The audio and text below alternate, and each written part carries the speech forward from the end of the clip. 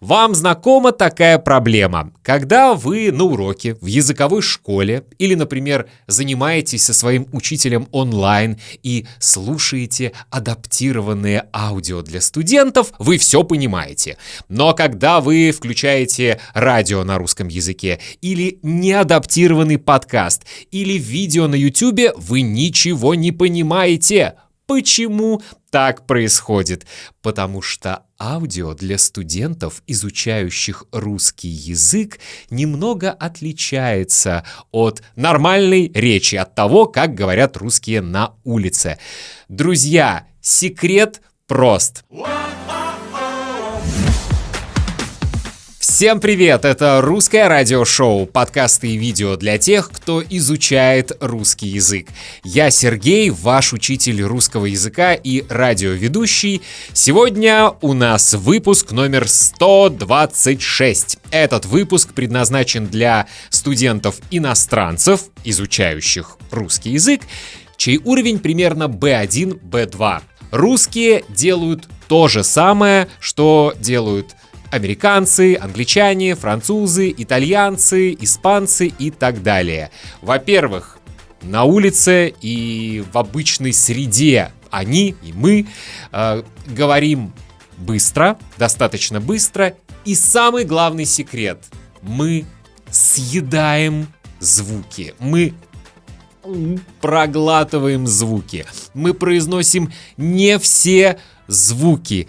И первое слово, которое обычно встречается во всех учебниках для студентов начального уровня, это, конечно же, слово «здравствуйте».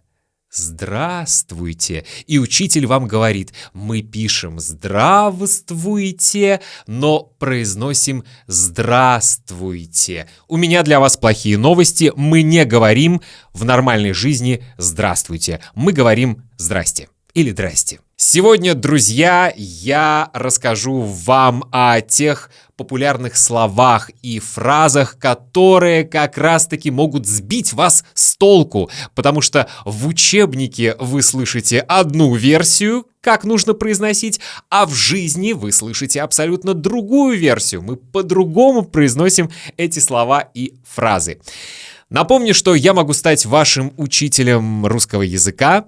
У меня есть как разговорные уроки, так и классические уроки с грамматикой. Но я не люблю слово «классические уроки», потому что студенты, которые занимаются со мной, знают, что классических скучных уроков у меня не бывает. Кстати, мои студенты, которые сейчас слушают это аудио или смотрят это видео, напишите в комментариях, ведь это правда. Это правда, что на моих уроках скучно не бывает. И напомню вам, что вы можете абсолютно бесплатно скачать PDF-файл с транскрипцией к этому эпизоду и ко всем предыдущим эпизодом русского радиошоу. Ну что, вы готовы, друзья, узнать главный секрет, почему вы не понимаете русских на улице? Мы начинаем. Итак, маленький спойлер уже был. Слово «здравствуйте». Действительно, конечно, люди, которые стараются четко выговаривать каждый звук, могут в обычной жизни, на улице, в магазине сказать «здравствуйте», «здравствуйте». И ничего плохого в этом нет. Я, как человек, который много-много лет работал на радио, даже в обычной жизни стараюсь четко произносить, четко все выговаривать, потому что мне нравится хорошо говорить на русском языке. Но в обычной жизни люди не всегда соблюдают это правило и не всегда аккуратно произносят все звуки. Чаще всего на улице, в магазине, в офисе, в транспорте вы услышите «здрасте». «Здрасте» или вообще «здрасте». «Здрасте», «здрасте», «здрасте». «Ой, здрасте, мы вас не ждали». «Ой, здрасте, это вы?» «Здрасте, Сергей, можно войти?» «Здрасте, здрасте, здрасте, здрасте». Иногда «здрасте», иногда «здрасте», но очень редко мы говорим «здравствуйте». Запомнили? Отлично. Следующее популярное слово «пожалуйста». Это слово тоже обычно встречается в самом начале курса А1, и учитель, скорее всего, вам тоже говорит, что мы пишем «пожалуйста», но говорим «пожалуйста», то есть не произносим «и» краткое.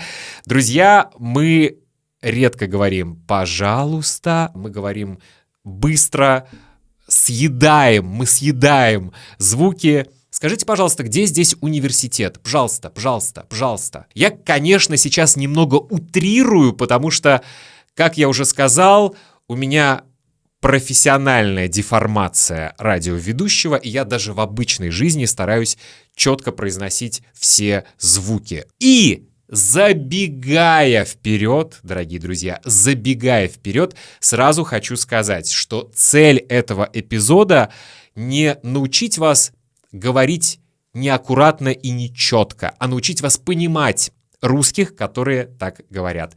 Моя рекомендация как учителя — говорить красиво, как я. Я в обычной жизни говорю так же, как я говорю в этих подкастах. Может быть, только в обычной жизни я говорю немного быстрее. Но я всегда стараюсь четко артикулировать и четко произносить все звуки. Следующая фраза — молодой человек. Вы знаете, что к мужчинам, к парням на улице часто обращаются молодой человек. В советское время было слово «товарищ». В дореволюционной России было слово «господин», сейчас тоже иногда его используют, но чаще всего на улице, в транспорте вы можете услышать такое обращение «молодой человек». И редко говорят «молодой человек», зато часто говорят «молодой человек», «молодой человек», «молодой человек». Слово «молодой» немножко съедают, проглатывают. «Молодой человек, вы забыли сдачу». Извините, молодой человек, вы выходите на следующей остановке. Молодой человек, молодой человек, молодой человек, молодой человек. Я стараюсь продемонстрировать, насколько это в моих силах. Итак, молодой человек. И вы, опять-таки, можете услышать не просто молодой человек, а вообще молодой чек. Чек, да. Мы часто произносим в обычной жизни слово «человек» как «чек», потому что мы произносим быстро. Да-да, произносим как «чек», тот самый чек, который вы можете получить, например, в банке. Он очень хороший чек, он очень хороший человек.